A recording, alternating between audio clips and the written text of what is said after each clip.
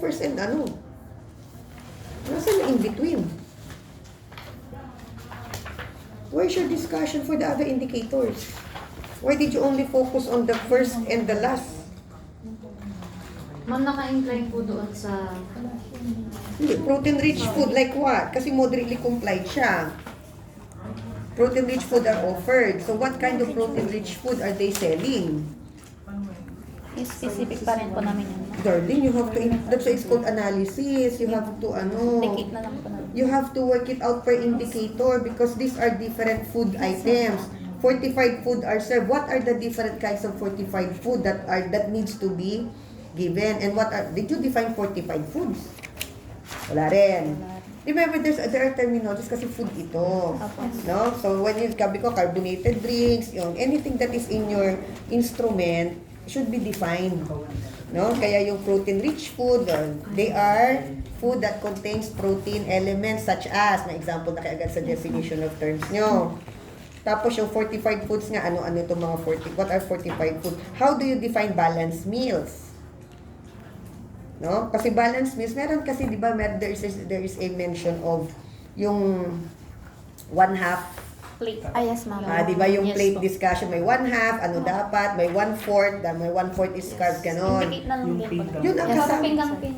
Yun ang kasama sa explanation nyo. That's why when you say, balanced meals provided by, because in an accepted environment of food, ganyan, there is, ano tawag doon? Yung plate, agad? Pinggang-ping. Yun. There is that concept of ganito wherein a balanced meal on a plate should contain the following, or 1/2 ganito, 1/4. That's why you have to, and yet it appears it is only moderately complied. Okay? Portion sizes. Kaya sabi ko, each of the item, kasi you're talking about compliance. Yes, po. So you do not just focus on the first and the last one. Actually, yung no junk food, hindi nyo yata na-discuss yung no junk food eh. So may on the lower end, ma'am. Yung lower end nila was carbonated. Wala silang discussion ng, after nyan, tapos again is the sale of junk food. Not complied. This means that the indicator is not present? Huh? Does it mean they're not selling junk foods? Yes, they are selling junk. Page 43, basa. Sa first, the most critical weakness is the sale of junk food which was rated as not complied. This means that the indicator is not present and is not existing. Manyari? Alam ko yung sagot dyan eh, kasi hindi pala akong hindi. Page 43, first paragraph sa taas. Ito. The lower end. No, di ba? Not complied sila. This shows that junk foods are being sold in the private and public school canteens. Di ba yung answer nila dun is, yung pinakahuli which is hindi nila sinusunod. Yes, So they're ma'am. selling. So dapat, Bibenta dapat sila. nakalagay dito, they are Bibenta sila. No, kasi binase nila doon sa kanilang rubrics kasi na pag not complied, it means that the indicator is not present. Hindi Not complied meaning, Apo. binibenta doon. Yes. This means that the indicator is present and is existing. Ganon. Kasi not complied siya. So, kasi lalo na kung negative yung ninyo, lalabas yan siya. No, kaya nga, they are rated not complied. This is a manifestation that all of the public and private school canteens are selling junk food, which is classified under which category? Red. Oh. 18 minutes. Red, tama, di ba? Junk Yes, food ma'am. ano examples? Examples of junk foods that are being sold are chips, candies, soft drinks is under carbonated. Drinks is different kasi food ito, junk food, so food siya. Ano pa yung mga, so chips, candies, chocolates, yan yung mga ano. So, i-note ninyo. Yes po. No? Okay. Sabi ko, it has to be, yun lang, per indicator, kailangan ma-justify. Yes. Tapos, healthy cooking methods are practiced. So, what are examples of healthy cooking that you think are not being followed? Kasi moderately lang siya eh.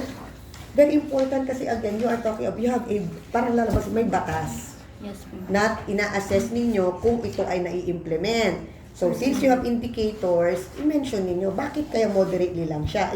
Kasi your objective here, it should be 100% fully complied sila. But it appears that there are certain schools that said that they are not implementing it. No? Kaya kailangan isa-isa ninyo ito ang discussion. Yung all others, ganun din. Dapat nasa ano siya. Profit allocation shows depth and guidelines of fully complied. Pero, ano yung come with official receipt? Sa dulo, ano na ba yun? Ano yung official receipt? Yung resibo. Kaya nga, issuance of official receipt, the weakest area. Why? For transparent. What kind of receipt? Are you talking about receipt after they ate? Or is it receipt of the purchases? Yung kasama na yung purchases, ma'am. Magkaiba yung dear. Kasi, management and financial, so, kasi ang gulo nung come with official receipt eh. Yun na rin po yung question last time. What are these receipts? Kasi ano yung sinabi ko kasi management and financial transparency. So you can have to define receipts in this context talks about the receipts of purchase supplies. Ganon. So not complied, barely complied siya. You could say it is barely complied because those who are concessionaires, no, and those who are providing food in the canteen do not really operate with an official receipt. But for some, no, they do it more of a receipt, parang acknowledgement receipt lang. So yun yung ano nyo. Kasi official receipt is different from acknowledgement. So pwede, di ba, may mga concessionaires, yung mga gumagawa sila ng mga sandwich, tapos di-deliver sa umaga, kukunin sa hapon, they don't do receipt. That's still part of purchasing eh. Kasama pa rin yan. Kaya naging barely complied lang siya. Yun nga, sabihin nyo, there are some suppliers who are doing consignment basis. From there they give the product in the morning like sandwiches, no, yung mga perishable foods, and then they get it in the after. They take back in the after the unsold items. So many of them are home based that are not registered with the BIR, so they cannot issue official receipts. Yun ang discussion doon, ha? Yes po, ma'am. Okay.